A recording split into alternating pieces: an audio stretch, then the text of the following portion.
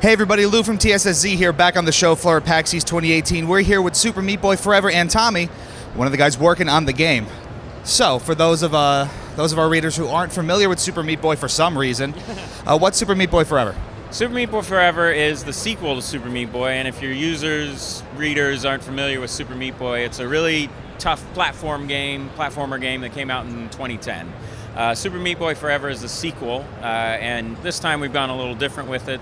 We have randomly generated levels, it's a 2-button control scheme, and it's overall just a larger game.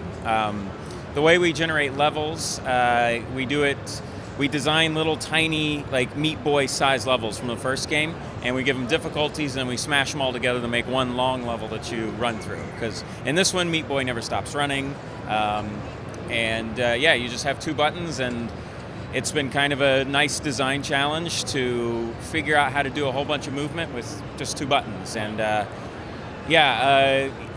like I said, this is a sequel. Easiest thing to do would have been just to make 600 levels of the exact same game, and it would have been great for my wallet. But I don't like doing the same thing over and over. I like doing something different, and I enjoy a challenge, and this has been a challenge to create a Meat Boy game that feels the same as the first Meat Boy, but with just 2 buttons. So sure. Now, one of the most interesting changes we found we were playing it is, like you mentioned before, Meat Boy never stops running in this version. Why that design change specifically for Forever? Well, it's kind of a story. Back in 2010, when the game came out, there was everybody was putting stuff on iOS, like Street Fighter and all these games that didn't fit on it. And part of the popularity of Meat Boy, we had a lot of requests for, I want to play this on iOS, I want to play this on Android. And the first Super Meat Boy was not going to work on it, and I just sort of ignored those requests until about GDC 2011 when it clicked, and I'm like, people just want a good game that they can play on their phones. And so I took that as a challenge. I'm like, I think I can make a 1-button Meat Boy. So in my hotel room at GDC, I had my laptop with the Meat Boy engine on it, and I made a 1-button Meat Boy. And I was like, this is great. And then didn't work on it until 2014, and we worked on it for about 3 months and showed it at PAX West 2014. And then didn't work on it again until 2017. But when I started back on it in 2017, I played our 2014 build, and I'm like, there is a lot of potential here. There is a lot we can do with 2 buttons. There's a way we can make a game that is easier to pick up, but like harder to put down in a way.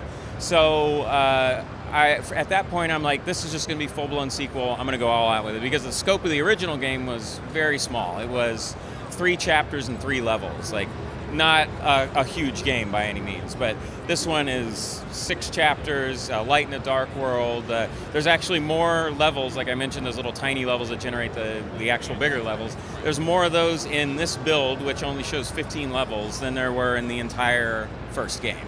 So yeah, bigger in scope, and it's just sort of fun to do something new, you know? And I think you feel the size and the scope of it even right away when you play the demo here. Yeah. One interesting change that you did just also touch on is the light and dark world sort of aspect of the game. So can you talk a little bit more about that concept and where the idea came from to kind of have those 2 different sides of the game? Well, we had light and dark world in Super Meat Boy, and we're just sort of continuing it, because the initial idea was we wanted to give players more of a challenge, because at the time when Super Meat Boy came out, games weren't very difficult. You had, like, Mario was afraid of being too hard, so you had Super Guide and stuff like that, and the thinking was, people will like a challenge, but then let's challenge them some more.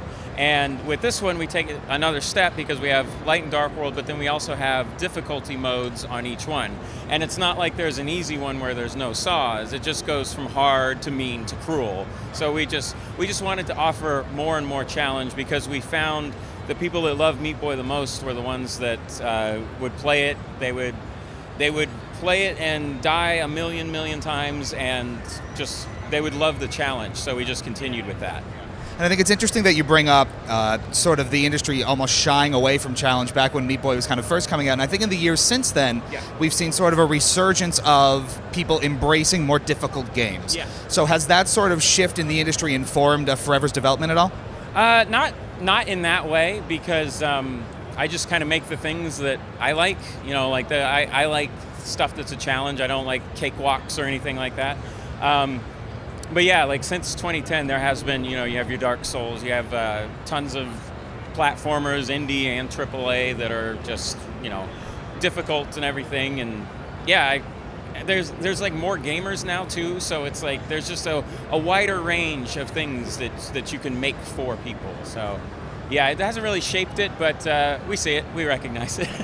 That's good. Yeah, you're not head in the sand, right? Yeah. So with the phenomenal success of the original Meat Boy and the game reaching so many consumers on so many different platforms, people might have a tendency to kind of look at Forever and maybe say, oh, I don't know, maybe it doesn't look that different. What's new this time? If you had to really sell someone on Forever, even building on the original, how would you do it? Let's see, how would I do that? I would say, I would say you're going to look at, well, number one, if you look at it and you think it looks the same as the first one, go back, because it doesn't. It's all, this is all high quality vector, blah, blah, blah.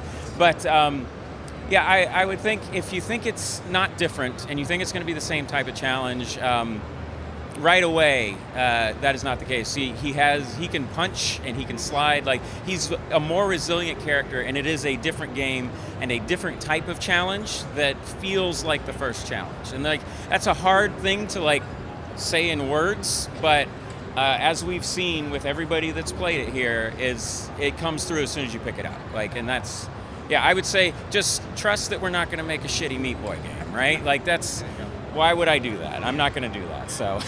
That sounds good. And now I guess finally, you've had the game here at PAX and people have been playing it. What's the general reaction been to the game?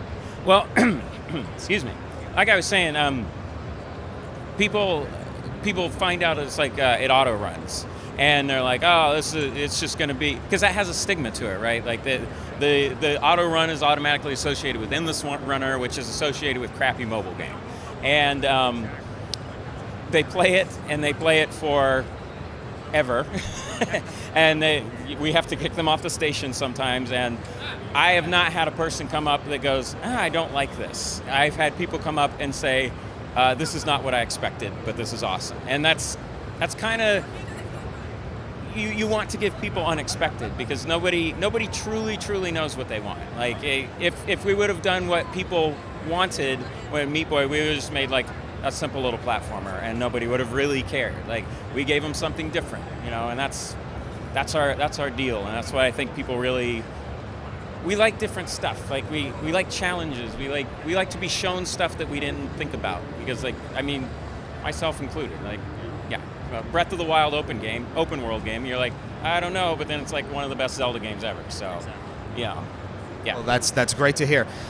Last thing, when's the game coming out and where can we play it? Hopefully this year. We're aiming for this year, and on wherever you play games. Xbox, PS4, Switch, PC, all the things. So all the things, you heard it right here. Yeah. Tommy from Team Meat, thank you so much. Keep it tuned here to PAX East. Coverage all weekend long.